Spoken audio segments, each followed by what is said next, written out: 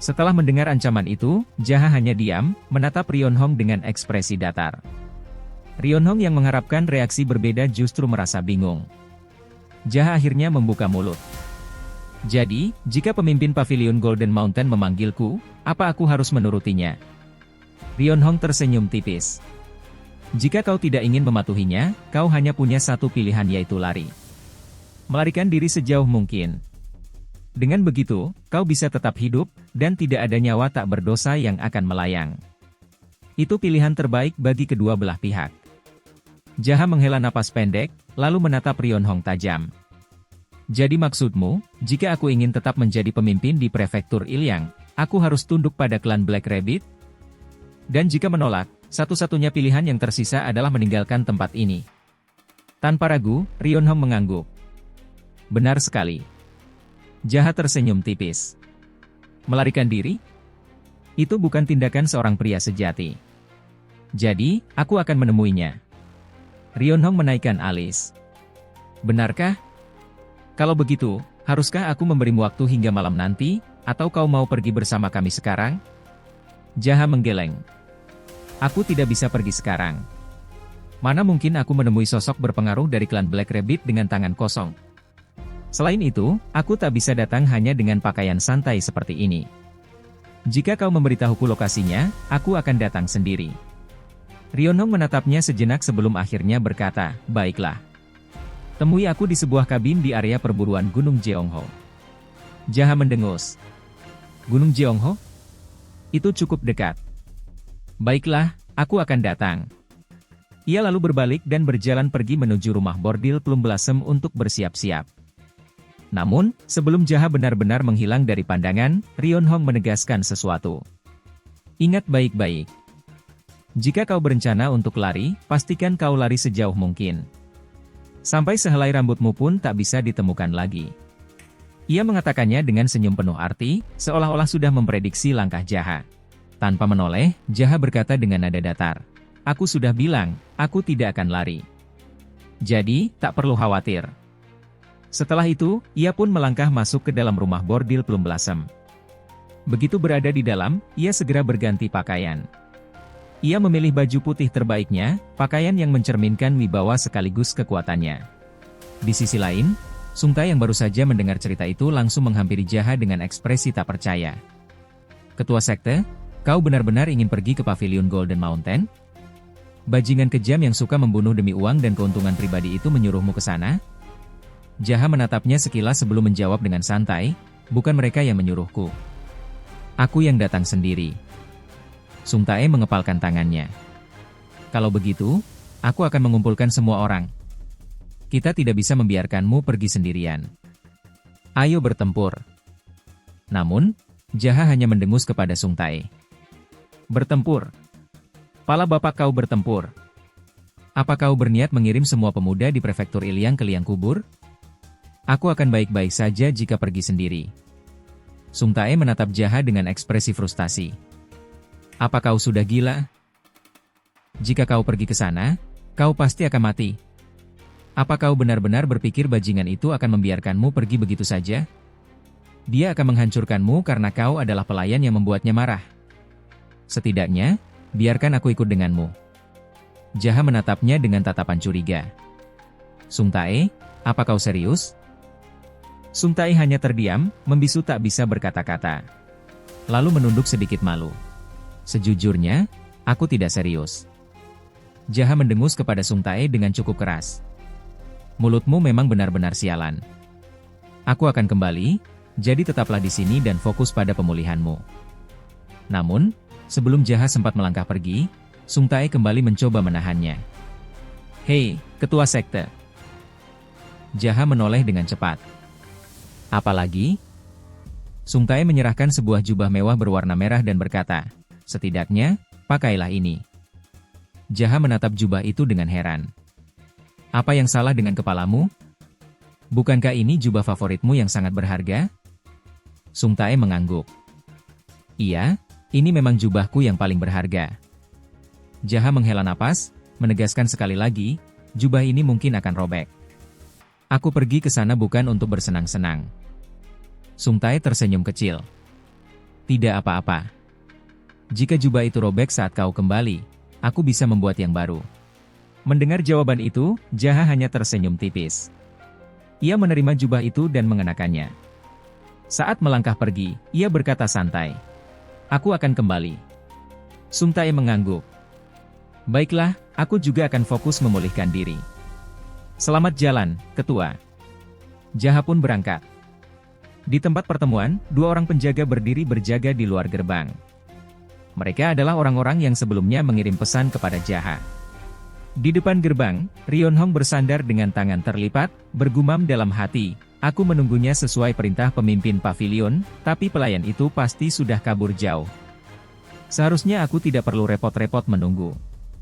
Namun, beberapa saat kemudian, matanya melebar saat melihat seseorang mendekat. Langkahnya santai, penuh percaya diri. Jaha benar-benar datang. Ia berjalan seorang diri, mengenakan jubah mewah berwarna merah, seakan pertemuan ini hal yang ramah baginya. Rion Hong menatapnya dengan penuh keterkejutan, bergumam dalam hati, jadi dia tidak kabur? Apa ini berarti dia memutuskan untuk tunduk dan bergabung dengan klan Black Rabbit?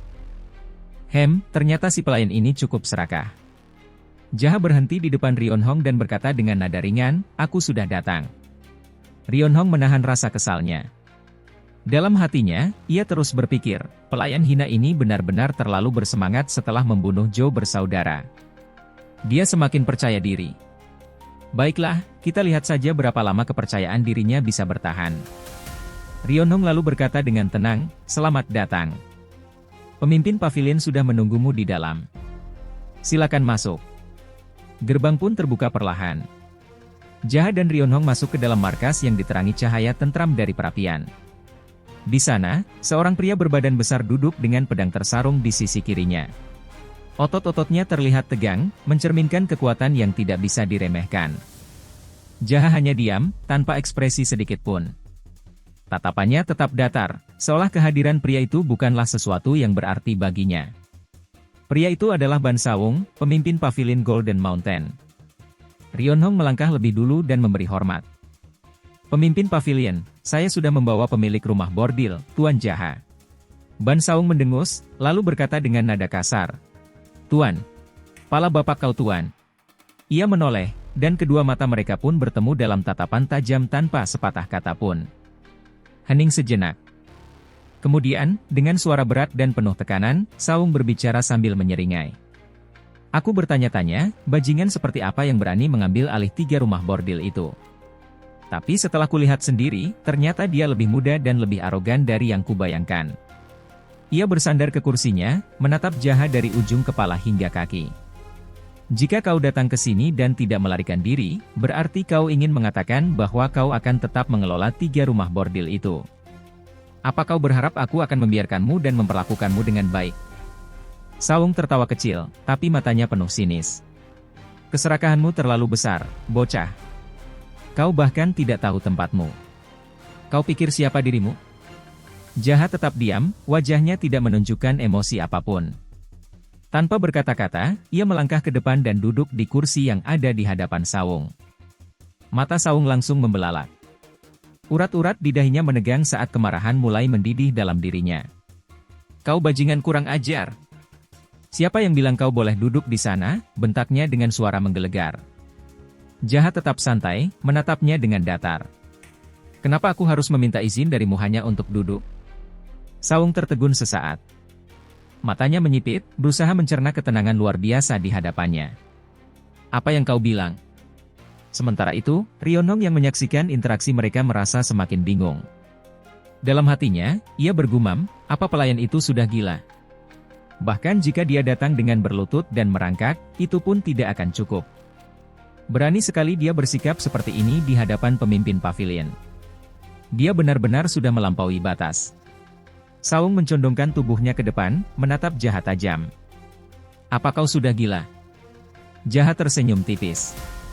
Iya, itu benar. Sawung terdiam sejenak, lalu tiba-tiba tertawa terbahak-bahak. Sungguh bocah yang lucu, katanya dengan nada mengejek. Berapa usiamu? Jaha tetap tenang. Kenapa kau ingin tahu?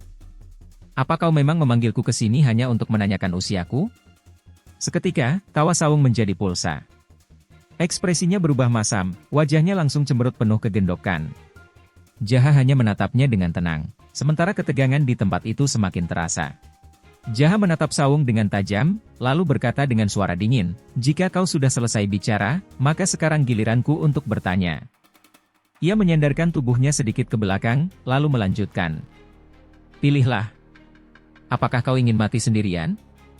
Atau apakah kau ingin aku membunuh bawahanmu lebih dulu?" Wajah Sawung seketika memerah menahan amarah. Dengan suara menggelegar, ia membentak, "Bajingan sombong! Kau hanya seorang bocah pelayan hina yang terlalu arogan. Berani sekali kau berbicara seperti itu padaku." Genggamannya mengeras di gagang pedang. "Tadinya aku berniat melepaskanmu, tapi setelah sikapmu yang kurang ajar ini, sepertinya aku harus meremukanmu sekarang juga." Saat Sawung mencabut pedangnya dengan kesal, Jaha langsung bereaksi. Tanpa ragu, ia melesat maju dan melayangkan tendangan sekuat tenaga ke arah Sawung. Sawung mencoba mengangkat pedangnya untuk menangkis serangan itu, tetapi terlambat. 2. Tendangan Jaha menghantam tepat di ulu hati Sawung. Tubuhnya terpental jauh, hingga hampir membuatnya jatuh tersungkur, tapi Sawung masih bisa tetap berdiri dengan gemetar. Keduanya saling menatap tajam. Sawung menggeram, berusaha tetap berdiri meskipun lututnya terasa goyah. Darah menetes mengalir dari sudut bibirnya, tapi sorot matanya masih dipenuhi amarah. "Apa-apaan itu?" gumamnya dalam hati, masih tak percaya dengan serangan tadi. Di sisi lain, Rionhong yang menyaksikan semuanya hanya bisa berdiri terpaku. Wajahnya pucat, keringat dingin mengalir di pelipisnya. Ia menelan ludah, pikirannya kalut melihat bagaimana dengan satu serangan saja, Jaha berhasil membuat Sawung tersungkur. Anak buah pavilion Golden Mountain yang lain juga tak bisa berkata-kata. Mereka hanya berdiri kaku, tak ada yang berani maju atau bahkan bergerak sedikit pun. Jaha melangkah maju dengan tenang, lalu menatap Sawung dengan sorot mata yang dingin dan tajam. "Kau bilang tadinya ingin membiarkanku hidup, tapi sekarang tak bisa." Jaha mendecakkan lidahnya, lalu melanjutkan, "Tampaknya kau salah paham. Bukan kau yang memutuskan siapa yang bisa hidup di sini. Tapi akulah yang tidak akan membiarkanmu hidup." Suasana semakin mencekam. Sawung merasakan hawa dingin menjalar di tubuhnya. Rionhong yang mendengar ancaman barusan semakin ketakutan, dan hanya bisa diam membisu.